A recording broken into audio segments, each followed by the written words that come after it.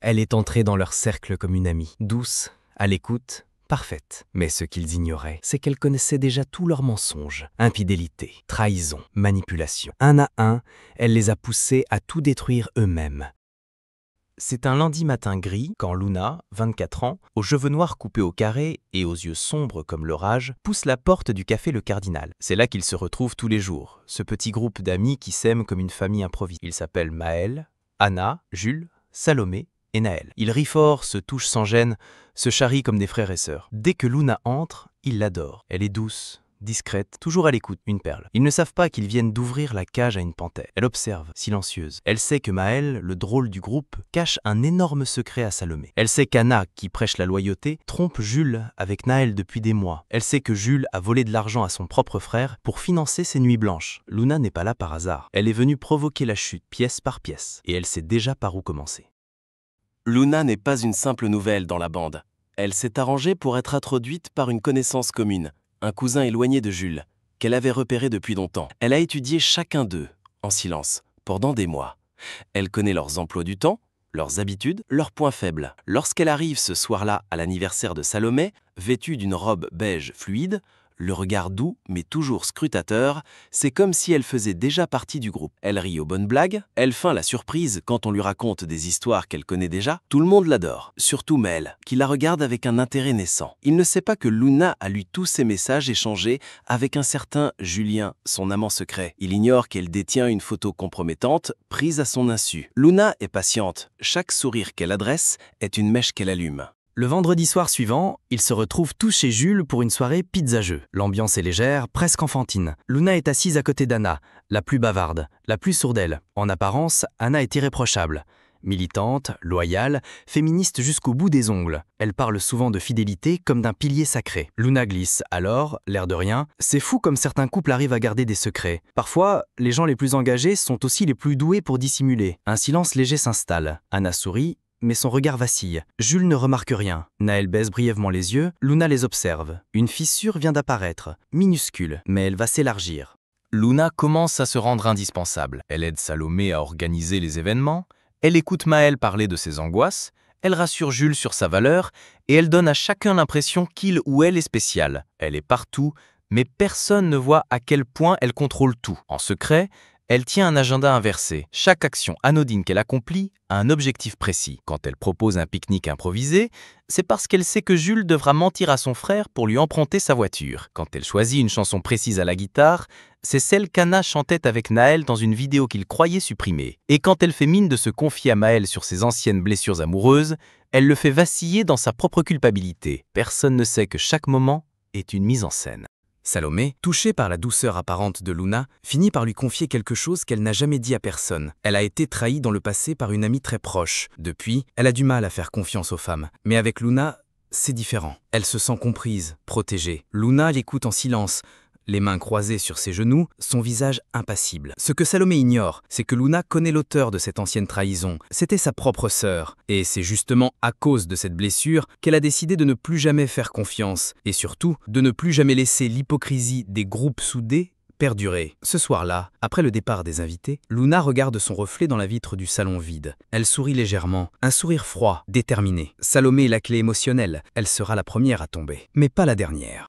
Une semaine plus tard, Luna propose une soirée « Souvenirs d'enfance ». Chacun doit ramener un objet ou une photo qui évoque un moment marquant de son passé. Une idée simple, amusante en apparence. Ils s'installent dans le salon de Naël, rient, boivent, se taquinent. L'ambiance est légère. Quand vient le tour de Luna, elle montre une vieille carte postale, une photo banale d'un paysage côtier. « C'était le lieu de ma première trahison », murmure-t-elle. « J'y ai appris que les gens les plus proches peuvent mentir en souriant. » Silence. Anna serre les dents. Salomé baisse les yeux. Maël détourne le regard. Luna sait que ces mots ont réveillé des fantômes. Puis elle regarde Jules droit dans les yeux. Et parfois, on découvre que ce qu'on croyait être un accident était peut-être intentionnel. Jules pâlit. Il pense à son frère. Il pense à l'argent disparu. Et il se demande comment elle peut savoir. Elle ne dit rien de plus. Elle n'a pas besoin. Naël, toujours discret, devient méfiant. Il a remarqué que depuis l'arrivée de Luna, les tensions entre les membres se multiplient, des malaises s'installent, des regards deviennent plus lourds, des silences plus fréquents. Il commence à penser que Luna manipule quelque chose, mais quand il tente d'en parler à Anna, elle le coupe sèchement. « Tu te fais des films,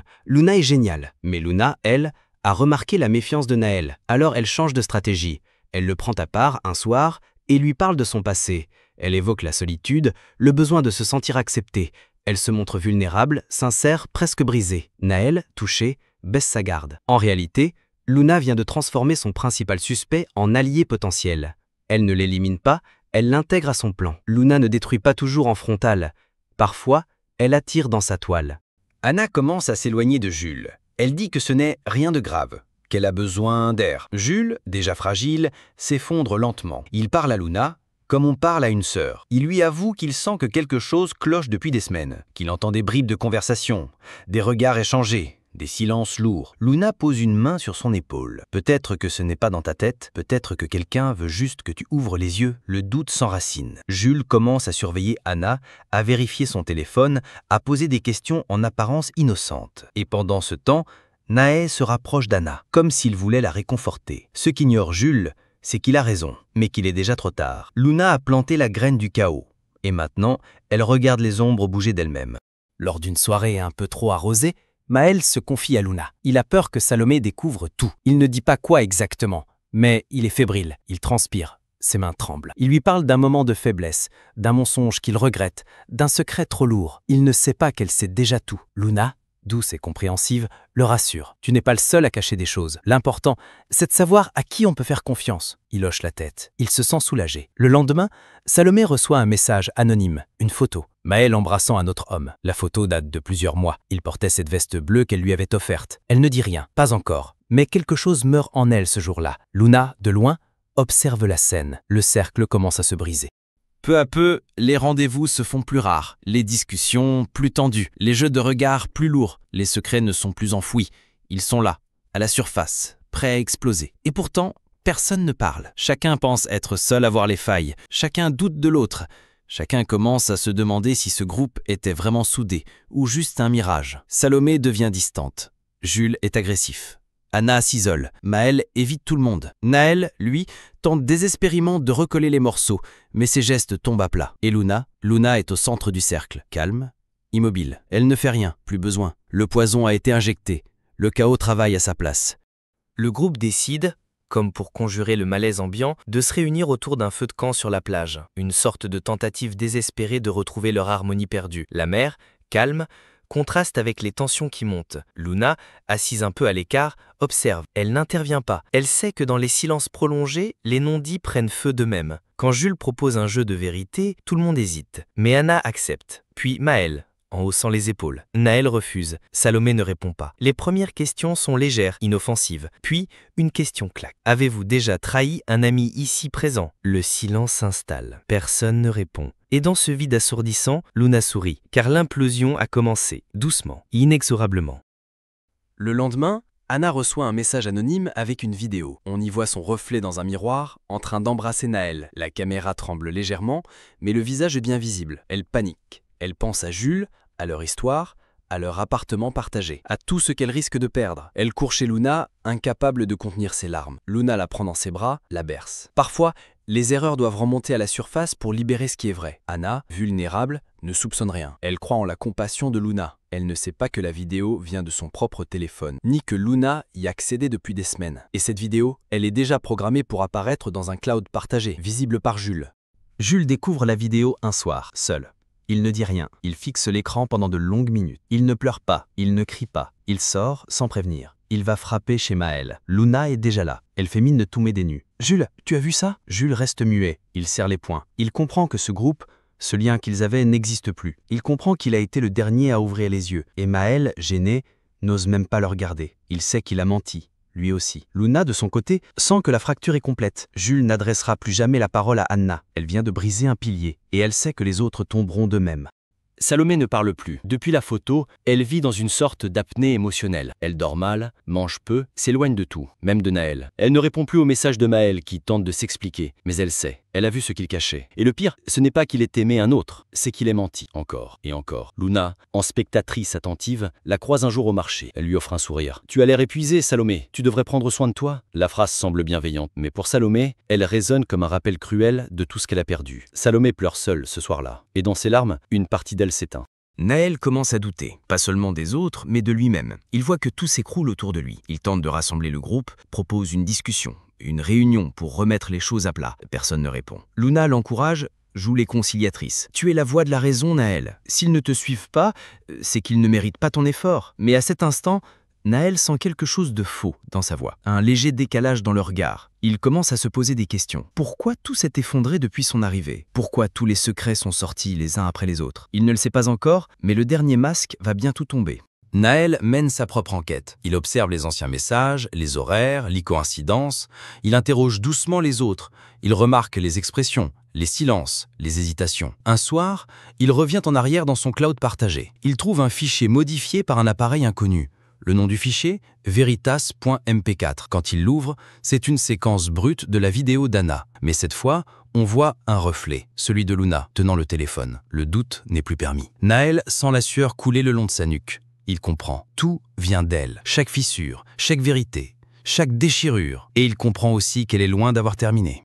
Naël confronte Luna. Il ne crie pas. Il la retrouve dans ce même café où elle avait été introduite au groupe. Il la regarde droit dans les yeux. Elle ne nie rien. Elle ne fuit pas. Elle sourit même, calmement. Tu savais, depuis le début, tu nous as tous manipulés. Pourquoi? Elle baisse les yeux, puis relève le regard glacé. Parce que vous êtes tous coupables. De trahison, d'hypocrisie, d'aveuglement. Je n'ai rien inventé. J'ai juste fait remonter ce que vous enterriez. Naël recule, choquée. Elle ne ressent aucun remords. Pour elle, elle n'a fait que rendre justice.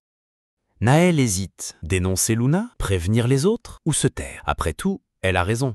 Ils ont tous quelque chose à se reprocher. Il repense à Anna, à Jules, à Maël, à Salomé, à leurs secrets, à leur silence. Et il comprend qu'aucun d'eux ne voudra admettre qu'ils ont été dupes. Alors il fait un choix. Il coupe les ponts, il efface les numéros, quitte les groupes de discussion. Il quitte cette ville, cette vie. Il part sans se retourner. Luna regarde son profil disparaître en ligne. Elle ne dit rien. Il a choisi la fuite, comme tous les autres. Le groupe n'existe plus. Salomé part en cure. Maël s'enferme dans ses silences. Jules vit chez sa mère. Anaïs disparaît des réseaux. Il ne reste que des cendres, des souvenirs. Et Luna, elle, reste seule. Elle retourne parfois au café Le Cardinal. Seule. Elle commande un thé à la menthe. S'assied à la même table. Elle regarde les autres groupes rire, s'aimer, se trahir. Elle prend des notes. Car elle recommencera. Un jour, une nouvelle jeune femme pousse la porte du café. Timide, jolie, les cheveux bruns et une voix douce. Elle s'appelle Clara. Elle cherche à rencontrer du monde. Luna lui sourit, l'accueille, lui tend la main. Mais dans sa poche, elle a déjà une photo, celle de Clara, main pour la main avec un homme marié. Elle sait déjà tout, encore. Et le cycle recommence.